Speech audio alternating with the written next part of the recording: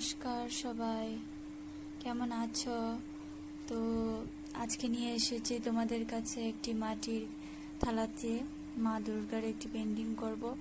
তো সবাই একটু কমেন্ট করে জানিও যে আমার কাজটি কেমন হয়েছে বা তোমাদের কাছে কেমন লেগেছে।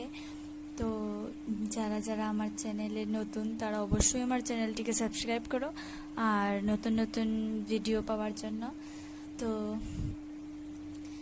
দেখো আমি কিভাবে করছি। তো যারা আমার চ্যানেলে সাবস্ক্রাইব করেছো, যারা আমার ভিডিও প্রতিনিয়ত দেখো, তো সবাই জানো যে কয়েকদিন ধরে আমি একটু ভিডিও কমই পোস্ট করছি, কারণ আমার এক্সাম এসে গিয়েছে। তো আমি এক্সামের জন্য খুবই বিজি, তো পোস্ট করতে পারছি না ভিডিও, আর আমার ভিউজও খুব কম আসছে।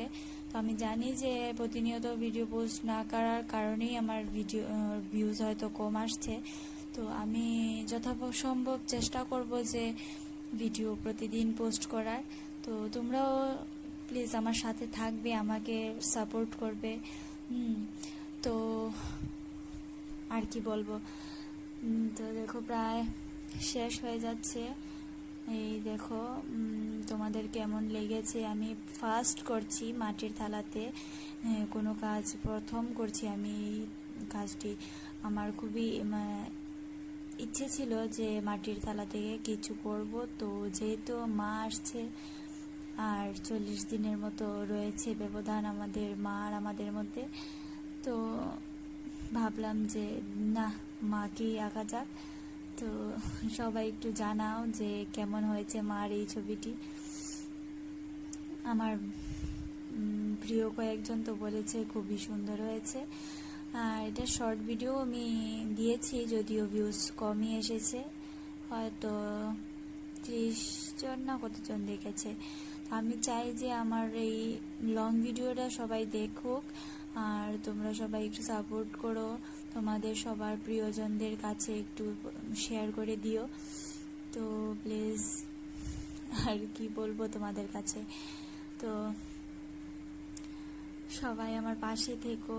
আমি চাই যে তোমাদেরকে নতুন নতুন কাজ দেখানোর প্রতিনিয়তই চেষ্টা করে যাই। তো যেহেতু এক্সাম চলছে তার জন্য পারছি না এই বিশেষ কিছু।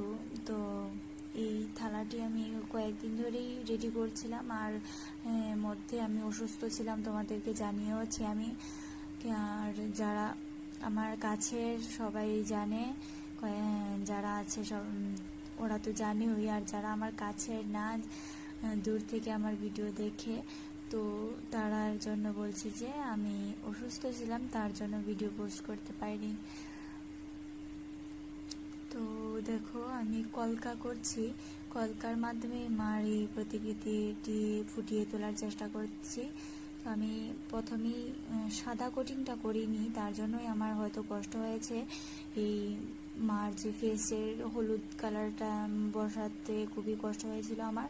তো ওই জায়গাটা তোমাদের দেখাইনি, স্কিপ করেছি।